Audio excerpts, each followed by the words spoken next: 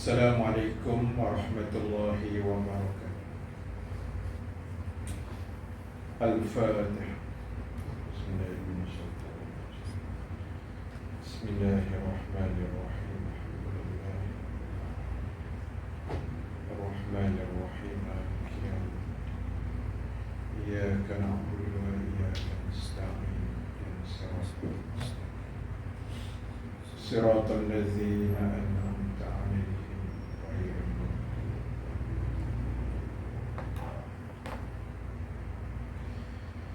Alhamdulillahi rabbil alamin. Wal 'aqibatu lil muttaqin. Wala 'udwana illa 'alaz zalimin. Ashhadu an la ilaha illallah wahdahu la syarika lahu wa ashhadu anna Muhammadan abduhu wa rasuluh. Rabbana iftah bainana wa baina qaumina bil haqq wa anta khairul fatihin wa sayakfikahumullah wa huwas sami'ul alim. Amma ba'd. Muslimin muslimat yang dirahmati Allah sekalian, alhamdulillahi ta'ala, kita memanjatkan kesyukuran kepada Allah.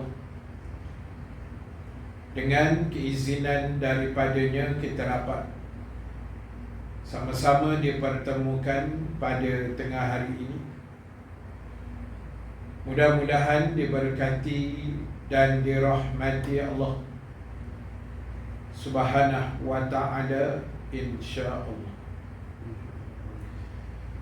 Muslimin dan muslimat, insya-Allah pada tengah hari ini seperti biasa kita akan sambung perbahasan dan perbincangan menggunakan kitab Al-Iman wal Hayah, kitab iman dan kehidupan. Sambungan bacaan di dalam kitab pada muka surat 111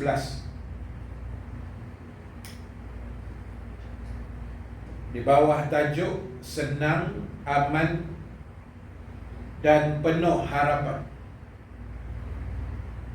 kerana terasa hidup dalam kurniaan Tuhan.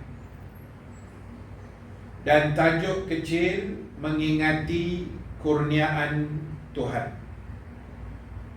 Muka surat 111 nombor yang pertama.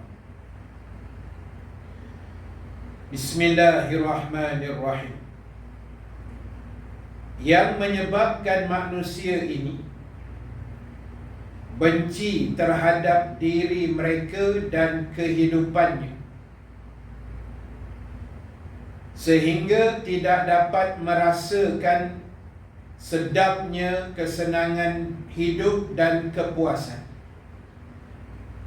adalah kerana terasa amat sedikit sekali menerima kurniaan Tuhan atau tidak menghargai sedikit. Biarpun nikmat itu telah ada dan dapat diperolehinya dengan mudah,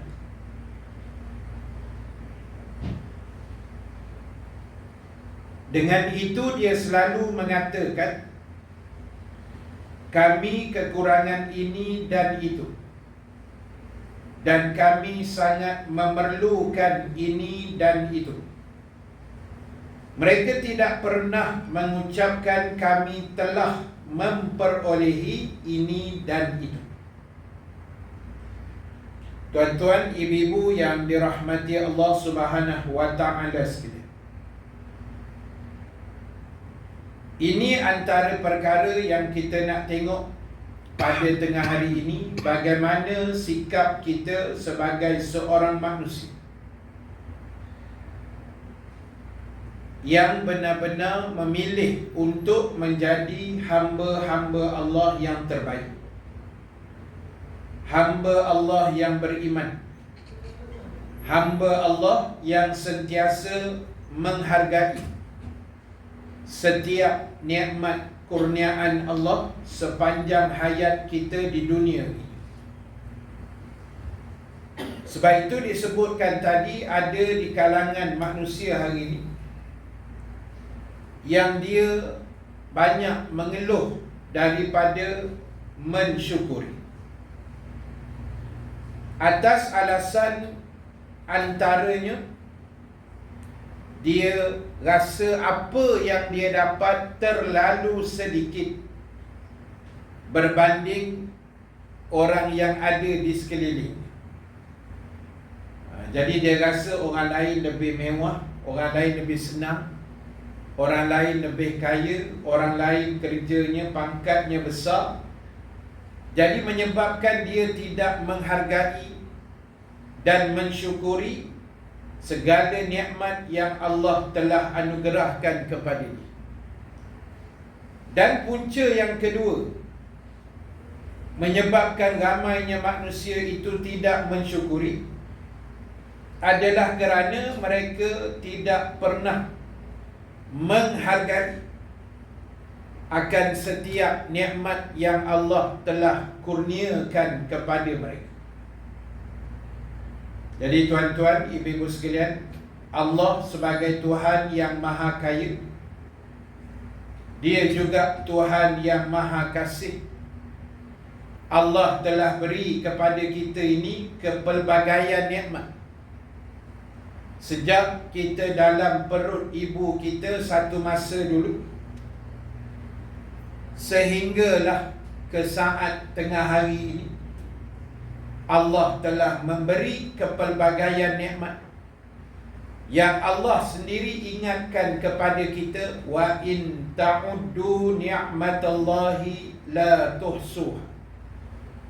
Kalaulah kamu nak hitung nikmat aku, kata Allah, nescaya kamu tidak mampu untuk menghitungnya. Sebab terlalu banyak anugerah nikmat yang Allah beri. Yang besarnya kita ni masih hidup, dan hidupnya kita dalam keadaan masih menganut agama Islam, masih beriman, masih berakal waras, masih sihat. Banyaklah tuan-tuan kalau kita nak kira nikmat Allah. Sebab ada orang lain hidup juga, dia belum mati, tapi dia tidak Islam sehingga ke hari ini. Ada orang hidup sama macam kita, dia Islam juga, tapi hari ini dia terbaring, dia tidak sihat. Allah uji dengan kepelbagaian penyakit dalam tubuhnya. Tapi kita sihat, masih ada pekerjaan. Orang lain sihat, Islam, tapi kerja tak ada. Banyaklah tuan-tuan, macam-macam. Jadi utamanya untuk kita hari ini adalah mensyukuri, berterima kasih, atau kita panggil menghargai. Sebab kalau kita tengok, Nabi SAW adalah manusia yang sangat-sangat menghargai apa juga kebaikan yang orang lain pernah buat pada baginda. Nabi akan ingat, Nabi akan kenang sampai mati. Walaupun kebaikan itu dibuat oleh orang bukan Islam, ataupun dalam sirahnya menceritakan yang melakukan kebaikan kepada Nabi itu adalah musuh baginda. Jadi tuan-tuan, Nabi kenang sampai mati. Satu kisah ringkas saya cerita lah, sebagai pedoman kita. Bila mana Nabi memulakan dakwahnya di kota Makkah pada masa itu, peringkat awal cabaran dakwah tu sangat hebat, dikepung di sana sini.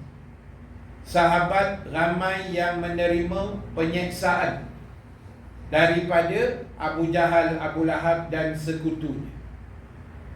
Kemudian Nabi beralih arah berdakwah di bumi Taif. Dan bila Nabi pergi ke Taif bersama dengan sahabat dan anak angkatnya pada masa itu, Zaid bin Harisah radhiyallahu anhu, itu anak angkat Nabi yang Nabi kasih. 10 hari Nabi ke sana, tapi Allah tidak izinkan seorang pun memeluk Islam. Tak ada siapa yang terima dakwah Nabi pada ketika itu.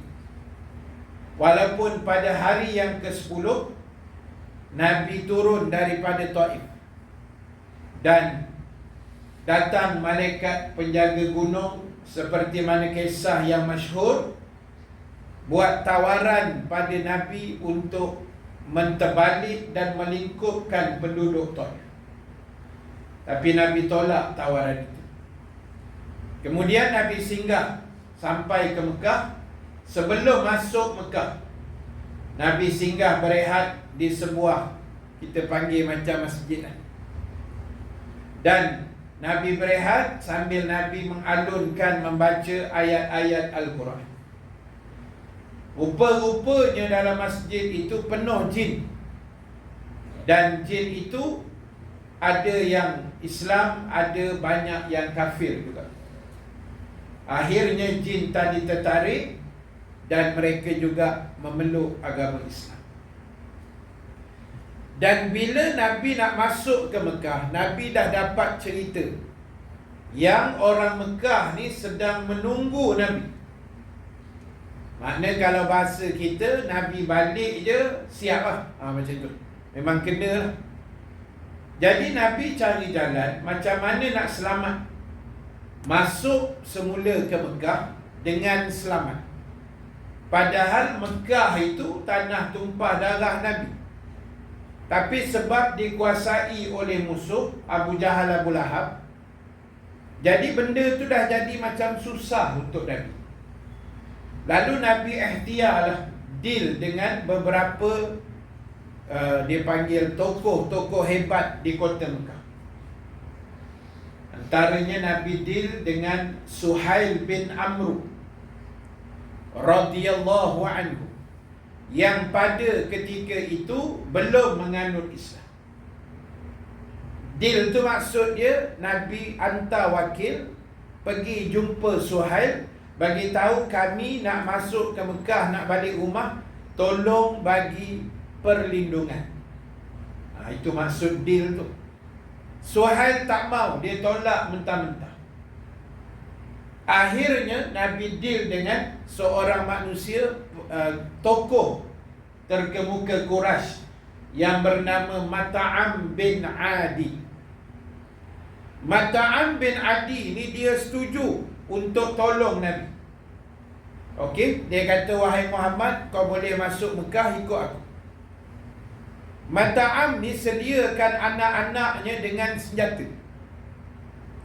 Dia panggil anak laki dia semua pegang senjata lah, tombak, lembing apa masa tu, dan jaga di 4 penjuru Kaabah.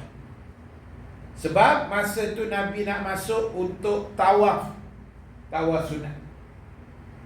Habis Nabi pusing 7 keliling dengan kawalan anak-anak Mat'am bin Adi.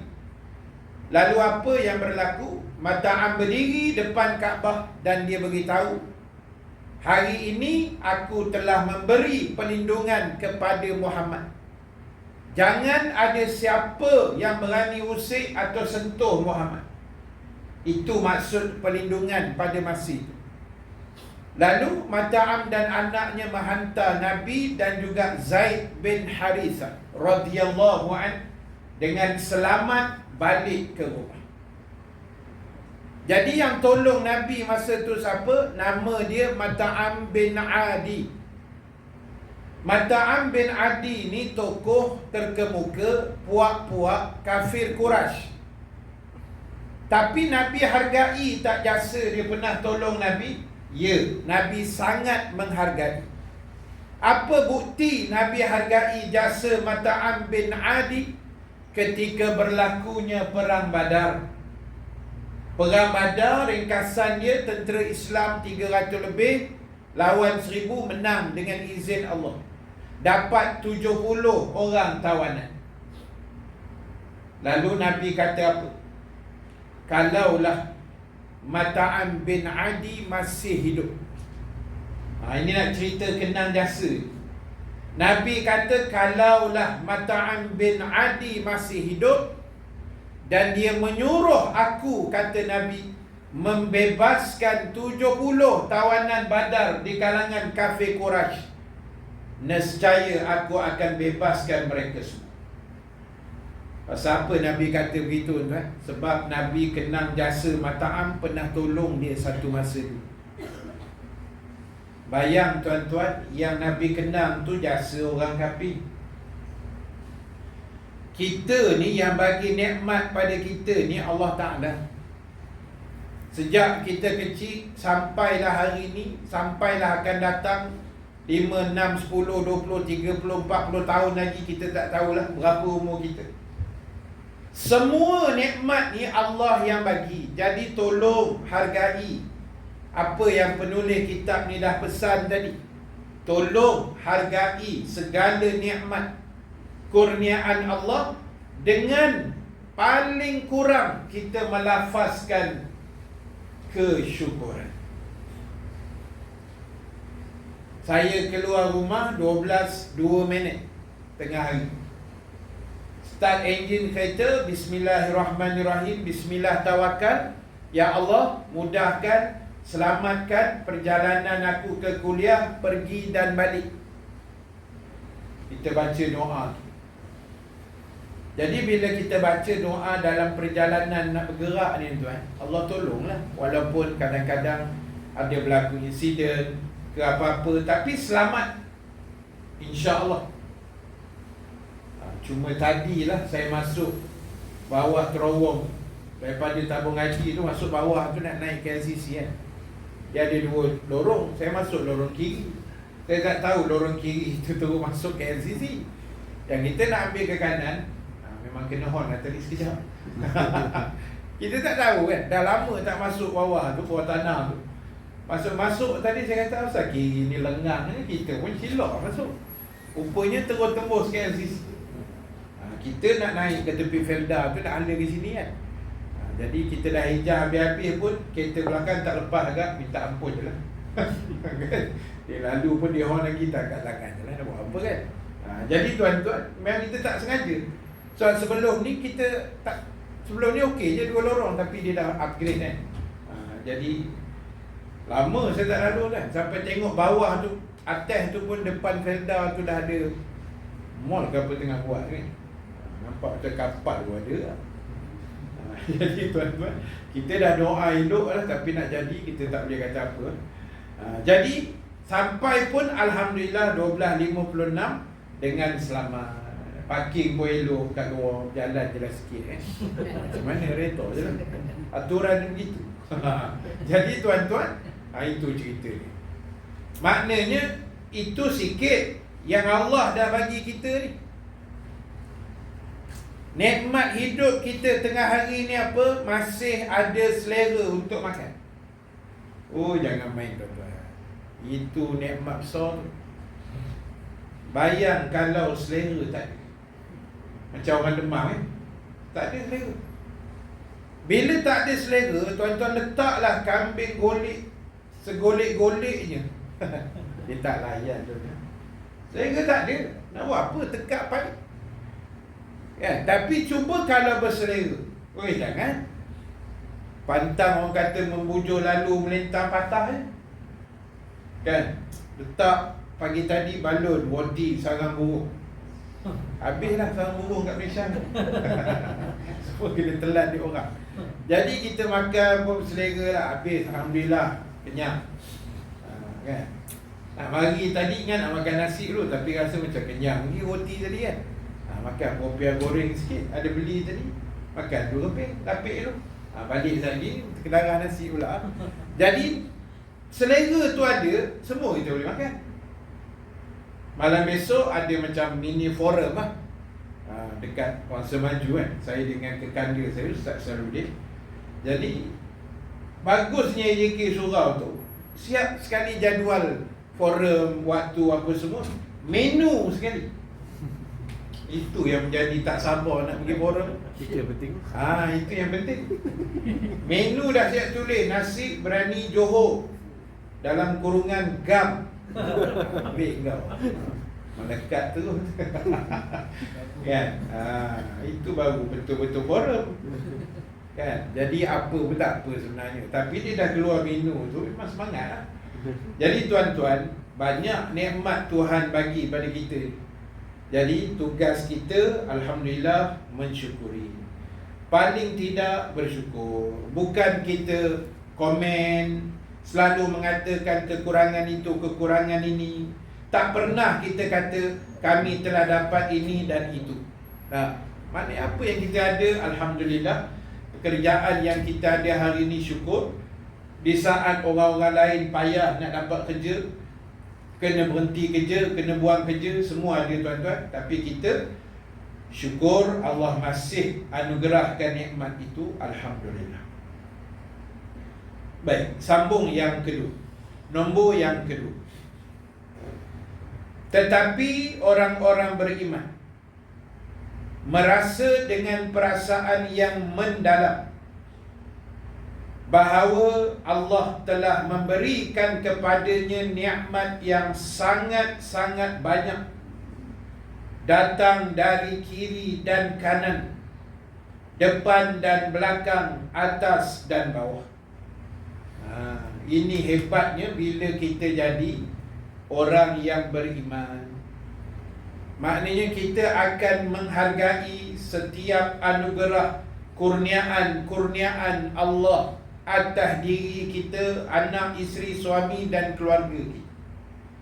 Terlalu banyak nikmat yang Allah beri keliling kita ni. Semua Allah buat tuan-tuan. Sehingga ulama kata Allah buat dunia ni untuk kita. Allah buat matahari untuk kita, buat binatang-binatang untuk kita. Allah buat malaikat pun untuk kita.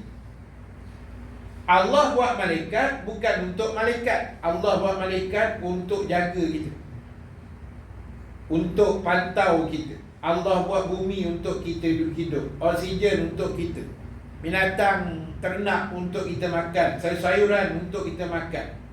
Semualah. Tak ada Allah buat tu untuk makhluk lain, tak ada. Laut pun Allah buat untuk kita. Jadi terlalu banyak nikmat yang Allah beri. Jadi bagi orang beriman, dia akan ada satu perasaan yang betul-betul duduk dalam jiwanya. Dia terlalu bersyukur dengan apa yang Allah beri kepadanya, atas, bawah, kiri, kanan, depan dan belakang.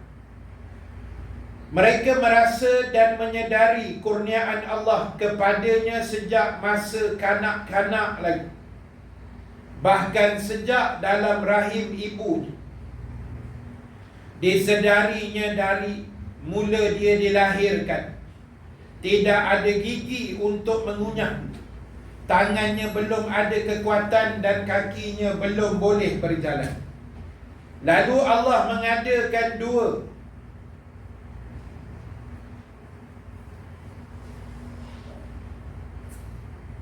dia tulis piap, P-I-A-P, piap kebaik.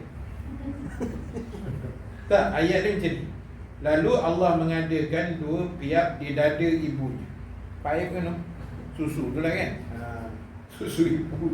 Dia tulis piap, paip kan, dia fikir macam paip kan. Lalu Allah mengadakan dua paip di dada ibunya, susu ibu lah ni. Dan keduanya mengalirkan susu yang bersih cukup memberikan makanan yang diperlukan, mendatangkan panas ketika musim dingin dan kesejukan di musim panas. Tengok Allah Ta'ala buat sistem penyusuan ibu adalah penyusuan yang paling terbaik dalam dunia. Itu sistem yang Allah Ta'ala buat secara percuma untuk manusia. Baik, selain daripada itu, nombor yang ketiga, Allah telah menanamkan perasaan kasih sayang di hati ibu bapa dan segenap keluarga, sehingga mereka rela bersusah payah dan berjaga di malam hari asal untuk kepentingan dan keselamatan bayi yang baru dilahirkan. Allahu Akbar. Ini kita panggil, tuan-tuan, mengenang jasa ibu dan ayah kita yang terlalu hebat, yang kita sebut dah banyak kali, tak mampu kita nak balas di atas dunia. Kita hanya daya buat yang terbaik dan berdoa supaya Allah sahaja yang selayaknya membalas jasa mak ayah kita. Bayang, tuan-tuan, mak ayah kita tak tidur malam ni, dengar bunyi nyamuk pun dia bangun, dengar bunyi hujan sikit dia jaga, dia tengok anak dia yang kecil sebelah tu bedung dia terbuka ke tidak, kan? Anak kita merengek tengah malam pukul 2 pagi, ibu akan makin. Sebab ayah ni dia penyabar. Ayah ni dia penyabar. Kuat sabar orang lelaki banyak orang perempuan ni lah. Dia dengar anak dia bising tak bangkit ni, memang sabar betul. Bangkit lah mak ni kan, susah payah mak.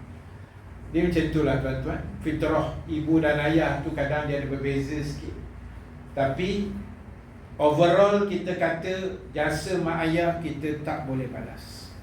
Tak boleh. Kita kena balas, tapi istilahnya tak terbalas. Bayangkan sahabat Nabi yang pernah dia jumpa Nabi, dia kata, wahai Rasulullah, ketika aku buat haji, aku buat umrah baru ni, aku dukung mak aku, dukung atas belakang ni, pikul mak dia buat kerja haji umrah. Tawaf sekali dia dukung, melontar di bawah, sa'i dia dukung, semua dia dukung.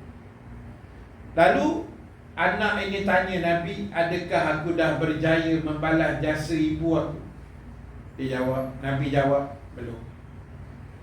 Kau buatlah macam mana pun, tu tara macam tu dukung ketika haji tak terbalas. Kita baru bawa mak pergi Tesco, alhamdulillah, dah rasa macam ahli syurga. Okey lah, bawa mak jalan. Orang tua ni, yalah dia suka berjalan tuan-tuan, kan? Tapi syukurlah bila kita dapat mak ayah kita yang macam mana pun mereka, tuan-tuan, itulah mak ayah kita. Kalau dulu-dulu kita tengok kan, orang dulu-dulu anak ramai. Dulu-dulu kan, orang tua dulu-dulu semua majoriti saya tengok anak dia mesti ramai. Paling sikit 5, 6. Kita hari ni dia lain sikit kan, seorang 2 orang anak pun dah rasa ramai dah. Jadi orang dulu ramai anak, 5, 6 tu paling sikit lah. Ada yang 10, belah-belah. Kalau di kampung saya di Gombak dulu, ada seorang pakcik ni 19 anak. Saya adik-beradik pun boleh lah, tak adalah ramai, 13 macam tu. Kan? Saya 13 orang kan, saya nombor 13 lah kan, yang kecil. Walaupun besar sikit kan, tapi saya yang nombor 13 lah. Tapi bila kita kenal dengan tuan-tuan kan, mak ayah kita, ya Allah, macam mana sabarnya dia besar anak 13 orang kan, tak terbalas tuan jasa, tak terbalas. Mak ayah saya meninggal lah. Ayah saya meninggal 9 September 91. September ni 91 kan. Tahun 91 saya tingkat terima. Mak saya meninggal 27 Februari 2020, 2 minggu sebelum Covid. sebelum PKP. Masa tu dah ada COVID sikit lah. Tapi dia meninggal sebab sakit tua. Jadi bila kita kenang balik macam mana hebatnya mak ayah kita membesarkan kita, kesabaran dia, doa mereka, keberkatannya dan sebagainya kan. Itu yang kadang-kadang kita rasa Allah memang selayaknya Allah yang membalas, kan? Selayaknya memang Allah yang membalas. Saya tengok arwah ayah saya tuan, dia dulu tentera. Lepas tu dia pencet, dia kerja telekom di KL ni. Lepas tu setiap hari dia balik. Masa tu zaman Vespa, tahun awal 80-an. Saya sekolah rendah 81, saya darjah 1 lah masa tu. Jadi saya tengok kadang dia balik, dia singgah jalan berkeliling. Situ kan ada bus stop untuk naik bas pergi Pahang kan, pergi Bentong apa masa tu. Situ banyak orang jual buah. Jadi tuan bayang arwah ayah ni, dia berhenti pergi beli buah, buah lai, buah apple kan. Balik, dah selesai semayang, dia basuh semua buah tu, dia kupas buah tu, semua dia kupas. Lepas tu dia asing-asing kan, berbiji, 3 biji, ni 5 biji, bungkus elok-elok, start motor balik. Dia pergi hantar rumah anak-anak dia dekat-dekat dengan Gombak. Saya duduk Gombak kan, rumah akak nombor 2, akak nombor 3, dia hantar. Kira anak-anak ni ambil terus ke darah kan. Tak jumpa kulit. Saya kata mana aku nak cari bapak macam ni. Tak jumpa kulit. Dia buang siap dah, kupas siap dah kulit, basuh, bungkus elok, pergi start motor petang-petang tu, round hantar rumah anak-anak. Kalau bulan Ramadan tuan-tuan, kita adik-beradik ramai kan, 13 orang. Lauk telur rebus. Telur rebus tu sama lah, kulit telur tak jumpa kan. Tahu-tahu dalam pinggan dah ada telur sebiji. Kalau saya selalu jadi mangsa keadaan lah, sebab anak bongsu kan. Saya bangun lambat sikit, dia telur dia tinggal sebelah. Dah kena tapau dengan abang-abang kan. Jadi itulah jasa orang tua kita kan, tak terbalas kita kan. Tak terbalas sebenarnya. Itu baru jasa mak ayah. Tuan-tuan bayang jasa Allah Ta'ala kan? Jasa Allah yang beratus juta kali ganda lebih besar pada jasa mak ayah. Kalau kita taat, kita patuh pada mak ayah kita pun, itu dah jalan besar kita nak masuk syurga. Lah, kalau dengan mak ayah ni kita patuh, taat elok-elok, ikut betul-betul, itu dah jalan terbaik Allah nak hantar kita ke syurga. Bayang kalau kita dalam masa yang sama kita patuh pada Allah Subhanahu wa Ta'ala. Jadi ini benda yang diingatkan tadi. Dia kata tadi apa? Mak ayah kita ni bersusah payah berjaga malam. Orang kata mak ayah tak makan, tak apa, janji anak dia makan kan. Mak ayah sakit pun tak apa, janji anak-anak dia semua sihat. Itu hebatnya orang tua kita. Baik, kemudian dia sebut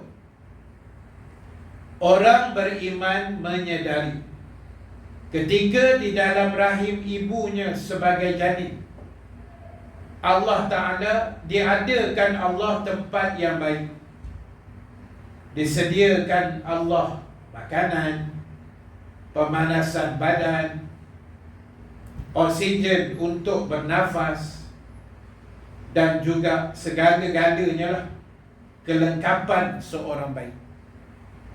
Jadi tuan-tuan, kita tak pernah fikir pun masa kita duduk dalam perut mak kita 9 bulan 10 hari tu,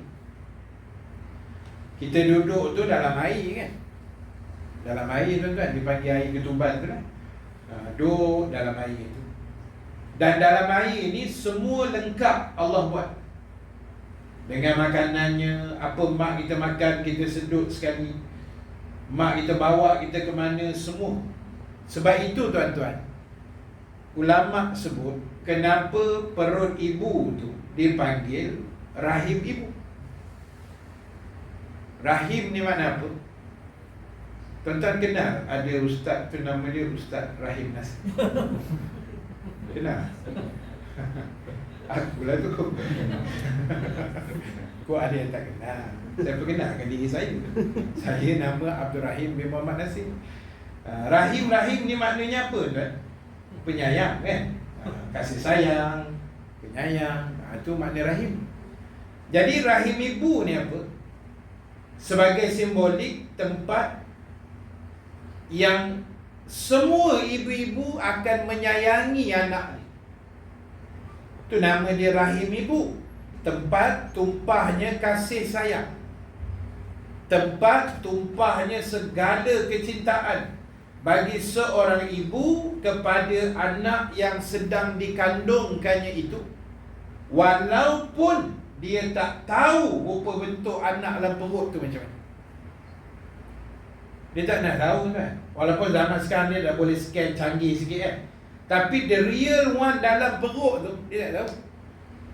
Satu ke, kembar, 2, 3, 4 sampai 9 pun mak kita usung kita cukup 9 bulan sampai masa nak beranak, dia beranak. Dan kasihnya Allah, dia bagi tanda nak beranak. Itu baiknya Allah. Dia tak terus beranak macam tu je. Tak ada. Dia bagi tanda. Dah senak-senak, rasa macam nak terkeluar, pecah air ketuban. Itu semua tanda nak beranak lah. Jadi tuan-tuan, itu nama dia rahim ibu, tempat tumpahnya kasih sayang. Lepas tu saya ingat ada satu hadis Nabi, bila Nabi cerita pasal haji, orang buat haji kan, salah satu tempat dia panggil manasik haji adalah bumi Mina. Bumi Mina. Mina ni tempat orang bermalam dan juga melontar jamarat, dipanggil Mina. Jadi ibu sekalian, tuan-tuan yang dirahmati Allah, Nabi kata Mina ni macam rahim ibu. Mina, bumi Mina ni kata Nabi macam rahim seorang perempuan, macam rahim ibu. Banyak mana pun jamaah haji yang datang tahun itu, dia mesti muat ni. Sama macam rahim ibu. Perut ibu kita ni tuan-tuan, baby seorang pun sementelah muat. Kembar 2 pun muat, kembar 3 muat. Rekod dunia saya rasa 9 kot yang saya tahu lah, tak tahu lebih daripada tu. Kembar 9. Ada beranak 9 orang susun anak ni.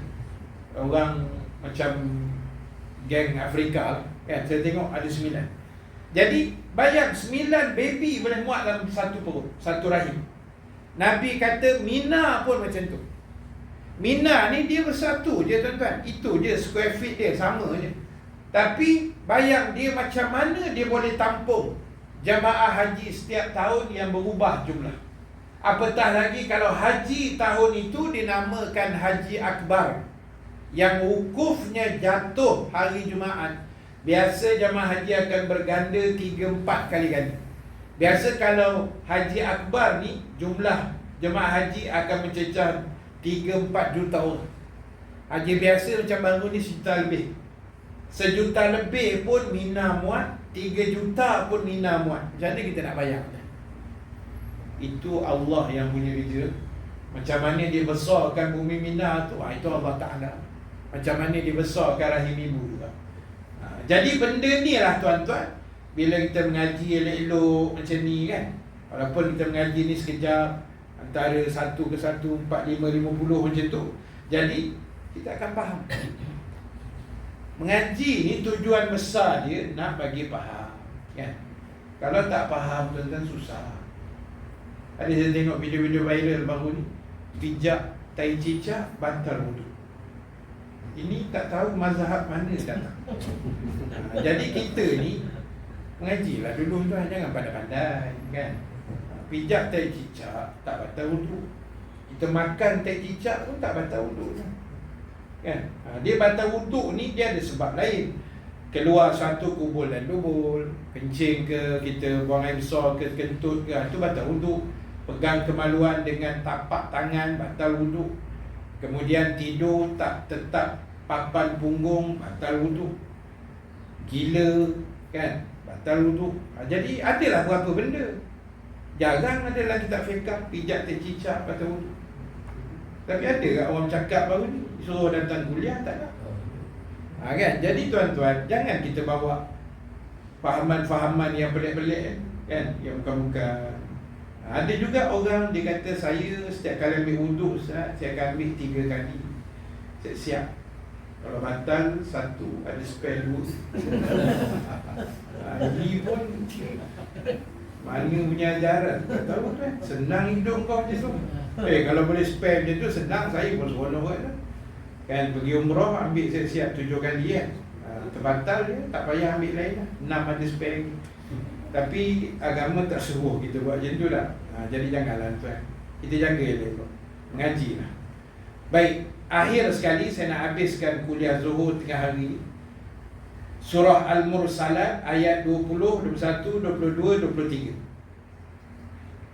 Firman Allah, Alam nakhluqukum min ma'in mahin faja'alnahu fi qararin makin ila qadarin ma'lum faqadarna fani'mal qadirun. Bukankah mereka kami ciptakan dari air yang sangat hina, iaitu air mani, dan kami letakkan di tempat yang aman, iaitu rahim ibu tadi. Sampailah waktu yang ditentukan Allah, biasanya 9 bulan 10 hari. Lalu kami adakan ukuran, dan kamilah yang paling pandai menentukan qadar atau ukuran tersebut. Jadi tuan-tuan, ceritanya tengah hari ini, apa pun kita jadilah hamba yang bersyukur, yang berterima kasih, yang menghargai segala nikmat yang Allah telah beri kepada kita sejak dalam rahim ibu sampai tengah hari ini. Alhamdulillah, syukur pada segala nikmat itu, dan kenanglah jasa Allah, jasa mak ayah kita, jasa adik-beradik kita, jasa jiran kita, kawan pejabat kita. Jadilah manusia yang mengenang jasa. Dalilnya saya dah sebut kisah Nabi kenang jasa Mat'am bin Adi yang bagi perlindungan kepada baginda ketika balik daripada Taif. Walaupun dia musuh Islam dan dia mati dalam keadaan kafir, Nabi kenang jasa Mat'am bin Adi. Sampai Nabi kata ketika tawanan Badar tu Nabi pegang, kalaulah masih hidup Mat'am bin Adi dan dia suruh aku bebaskan semua tawanan ini, Nabi kata aku akan bebaskan mereka semua. Tapi sebab Mat'am pun dah mati masa tu. Tapi ayat Nabi itu sebagai simbol Nabi mengenang jasa, walaupun itu adalah musuh Islam dan musuh Nabi sallallahu alaihi wasallam. Wallahu ta'ala a'lam. Mudah-mudahan sedikit perkongsian kita untuk tengah hari ini dapat kita ambil iktibar bersama-sama. Dan terima kasih pada muslimin muslimat yang hadir dalam surau kita dan semua yang menonton. Mudah-mudahan Allah memberkati pertemuan kita. Dan 2 perkongsian ringkas. Yang pertama, saya minta izin laluan tabung kutipan untuk kebajikan dan juga pembinaan Tahfiz Al-Khairiyah yang biasa saya sebut tu lah, yang sedang dibina, dah masuk fasa yang keempat dan akan berakhir dengan fasa yang kelima. Jadi tabung ada atas kursi tu, kalau tuan-tuan nak infak cash pun boleh. Yang QR code tu tuan-tuan, saya baru update tukar yang baru punya, iaitu yang ada tulis duit now. Untuk semua apps boleh scan. Tuan-tuan ada e-wallet mana-mana, settle ke, Tashengo ke, QR Bank ke, semua boleh scan situ lah. Dan itu saya baru tampal je tadi, perasmiannya hari ni, dan tuan-tuan kena rasmikan. Itu cerita. Ya aku cerita, tak ada siapa yang scan. Kejap lagi lah tuan-tuan scan lah sikit. RM1.2 pun Alhamdulillah. Dan yang kedua tuan-tuan, next week saya akan berangkat ke Mekah, insyaAllah. Jadi doakanlah saya dan rombongan selamat semua sekali, insyaAllah. Wallahu alam, yang baik yang benar daripada Allah, yang kurang kelemahan diri saya sendiri. Aqulu qawli hadza wa astaghfirullahal azim li wa lakum. Wassalamu alaikum warahmatullahi wabarakatuh.